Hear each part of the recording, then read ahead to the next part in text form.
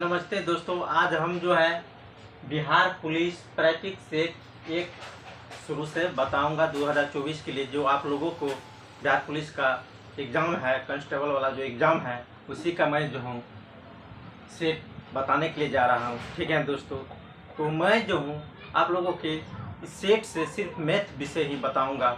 जो कोई यूट्यूबर जो है इस तरह से सिर्फ मैथ का नहीं बताते हैं, तो मैं जो हूँ मैथ का एक एक प्रश्न सॉल्व करके बताऊंगा, पूरा सेट से आप लोगों को बताऊंगा। ठीक है, तो मैं बिहार पुलिस प्रैक्टिस सेट एक जो है इसका प्रथम क्वेश्चन है। प्रथम क्वेश्चन क्या है, देखिए प्रथम क्वेश्चन है, कह रहा है कि एक निश्चित पार्टी में पुरुष एवं महिला की संख्या के बीच, कह रहे हैं एक निश्चित पार्टी में पुरुष एवं महिला की संख्या के बीच जो है 1:2 का अनुपात था, परंतु जब 2 पुरुष 2 महिलाएं पार्टी छोड़ दिए तो यह अनुपात 1:3 बन जाता है।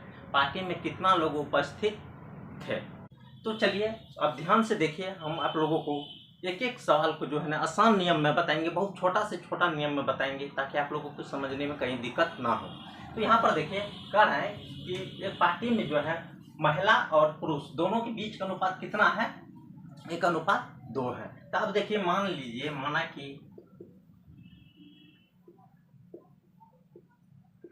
कि कुल पार्टी कितना है, पार्टी में कुल आदमी कितना है, आदमी की संख्या, यानी कि पार्टी में व्यक्ति की संख्या कितना है? एक्स है। कितना है? एक्स है। कितना है? एक्स मान लिए कि कुल कितना व्यक्ति है? एक्स है। ठीक है दोस्तों, यहाँ पर प्रश्न कर रहा है कि पुरुष कितना है अनुपात, तो पुरुष हो गया 1 है, तो क्या देंगे 1x। महिला कितना है?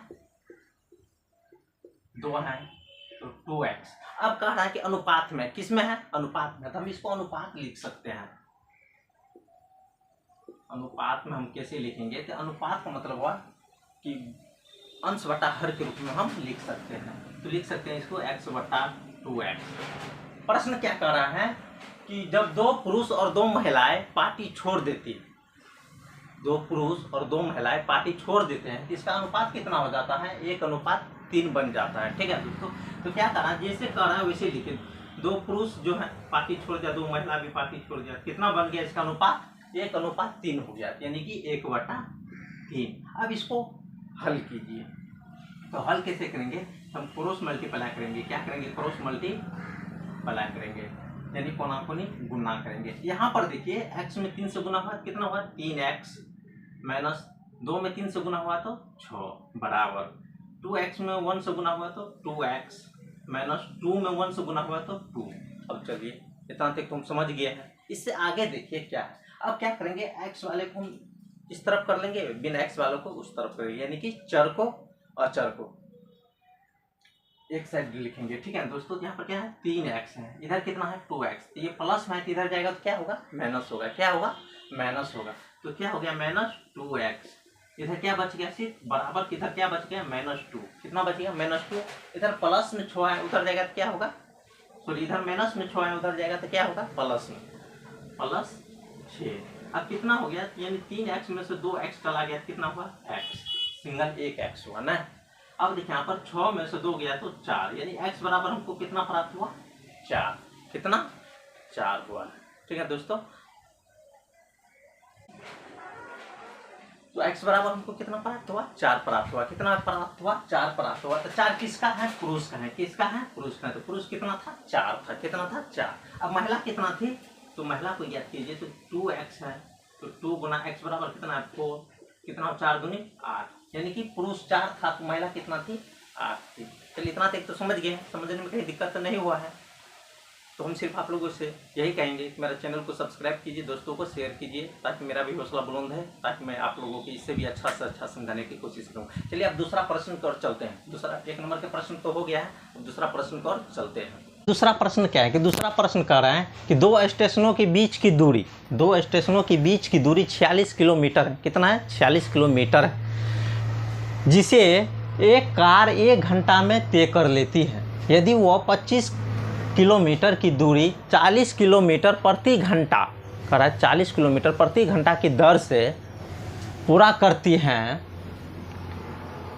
करती हैं तो शेष दूरी वह किस गति से करती हैं। शेष दूरी जो है किस गति से करती है, पहले समझिए क्या है। दो स्टेशन के बीच की दूरी कितना है, 40 किलोमीटर है। कितना है, 40 किलोमीटर है। ठीक है दोस्तों, तो एक कार जो है कितना 1 घंटा में इसे पूरा कर लेती है। ठीक है, यदि वह 25 किमी की दूरी 40 किलोमीटर की प्रति घंटा से पूरा करती है तो शेष दूरी वह किस गति से तय करती है। ठीक है दोस्तों, तो अब हम समझेंगे कि 25 किलोमीटर जो है 25 किलोमीटर दूरी तय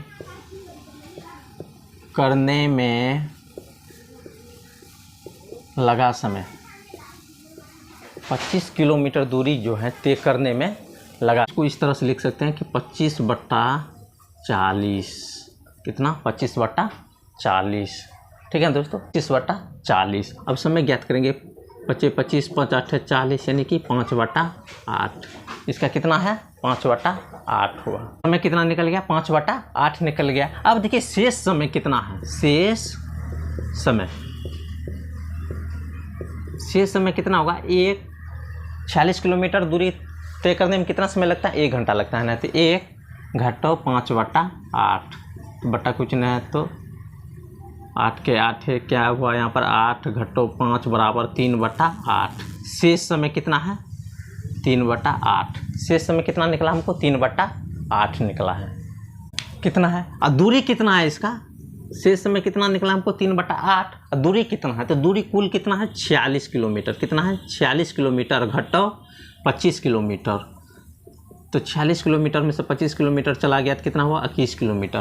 कितना बचा, शेष दूरी कितना बचा, 21 किलोमीटर। तो यही हमको कहता है ज्ञात करने के लिए 21 किलोमीटर दूरी जो है कितना समय में तय करेंगे। ठीक है, वो किस गति से तय करती हैं, 21 किलोमीटर दूरी जो है किस गति से तय करती हैं। ठीक है, तो अब हम जो है 21 किलोमीटर, तो गति बराबर सूत्र क्या होता है, गति ज्ञात करेंगे तो गति बराबर सूत्र होता है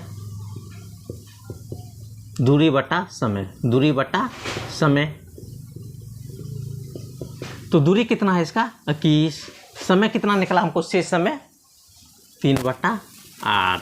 ठीक है, अब हम क्या करेंगे तो 21 को 21 से लिख सकते हैं। ठीक है, अब यहाँ पर देखिए कितना 3/8 है, तो इसको हम क्या करेंगे, आप पलटेंगे तो 21 के बट्टा में कुछ नहीं तो 1 है, क्या है 1 है, तो यहाँ पर 1 देख सकते हैं। ठीक है, ये पलट जाएगा, भागा में चला गया, भागा में है ना, तो पलटेगा तो 8/3 होगा। ठीक है, तो 3 1 3 3 7 21 यानी कितना हुआ, 8 7 56। कितना हुआ, 8 7 56 इसका आंसर हुआ है। ठीक है दोस्तों, कितना हुआ, 8 7 56 किलोमीटर प्रति घंटा दर से निकला है। ठीक है दोस्तों, समझने में कहीं तो दिक्कत नहीं हुआ है। पहले हम क्या करेंगे कि देखिए 25 किलोमीटर दूरी तय करने में लगा समय कितना लगा है, तो उसका समय ज्ञात कर लिए कितना, 5/8 समय इसका निकल गया है। अब शेष समय कितना है, तो देखिए 40 किलोमीटर दूरी तय करने में कितना लगा है हमको, 1 घंटा लगा है। उसमें से क्या करेंगे हम, जो समय निकला है उसको घटा दिए थे, 3/8 हमको शेष समय प्राप्त हुआ। ठीक है दोस्तों, अब दूरी जो है कुल दूरी कितना, 46 किलोमीटर, और यहाँ पर क्या कर रहा है कि यदि वो 25 किलोमीटर की दूरी से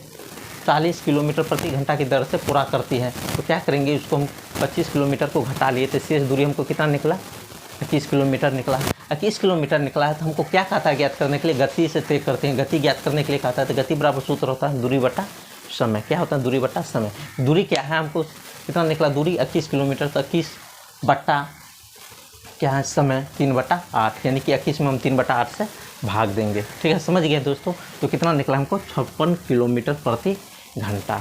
कैसा लगा मेरा वीडियो, यदि अच्छा लगा है तो मेरे चैनल को सब्सक्राइब करें, दोस्तों को शेयर करें। अब चलिए तीसरा क्वेश्चन की ओर चलते हैं। तीसरा क्वेश्चन क्या है, 3 नंबर का क्वेश्चन है कि पिता की उम्र बेटे की उम्र का 7 गुना है। कितना है, पिता की उम्र जो है बेटे की उम्र की 7 गुना है। 4 वर्ष बाद उनके उम्र का योग 56 वर्ष है, तो पुत्र की वर्तमान उम्र क्या होगा। कह रहा है कि पिता की उम्र जो है पुत्र की उम्र की कितना है, 7 गुना है। 4 वर्ष बाद, 4 वर्ष बाद जो 4 वर्ष आगे जो है, ठीक है, पिता की उम्र और पुत्र की उम्र दोनों की उम्र का योग कितना है, 56 वर्ष है। तो कह रहा है पुत्र का वर्तमान उम्र क्या होगा। तो ये सवाल जो है दोस्तों आप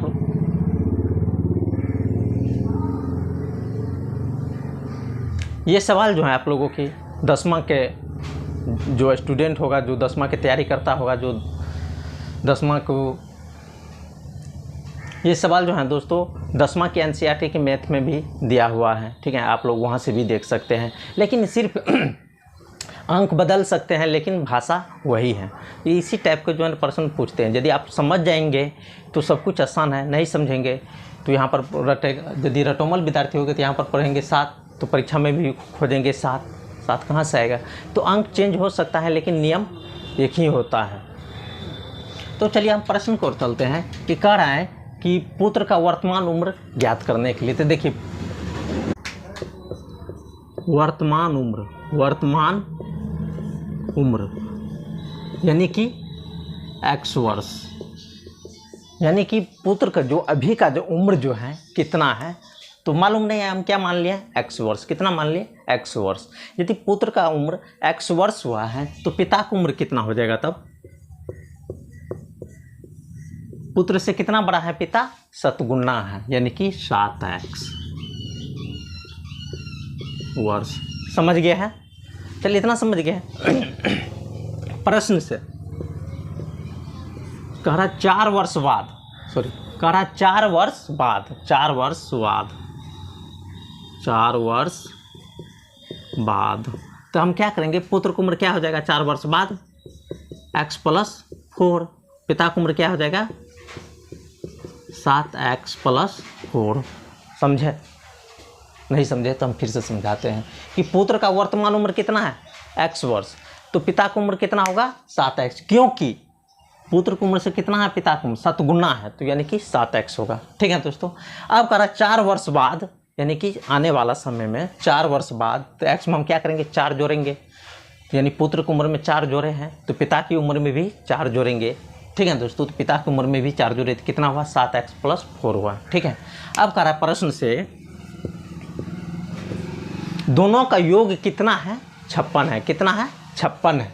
तब देखिए x + 4, पुत्र की उम्र और पिता की उम्र 7x + 4, दोनों का योग कितना है? 56 है। तो 56 दे दिए।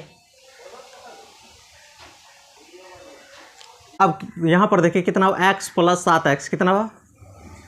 8x। यहाँ पर 4 4 8 = 56। अब इधर देखिए कितना? 8x, इधर प्लस में उधर जाएगा तो माइनस में, यानी कि 56 - 8 कितना हुआ? 8x बराबर कितना हो गया? 56 में 60 गया तो कितना हुआ? 16 में 60 गया तो 8 इधर 4 48 हो। कितना हुआ? 48 हुआ। तो हम इसको इस तरह से भी लिख सकते हैं।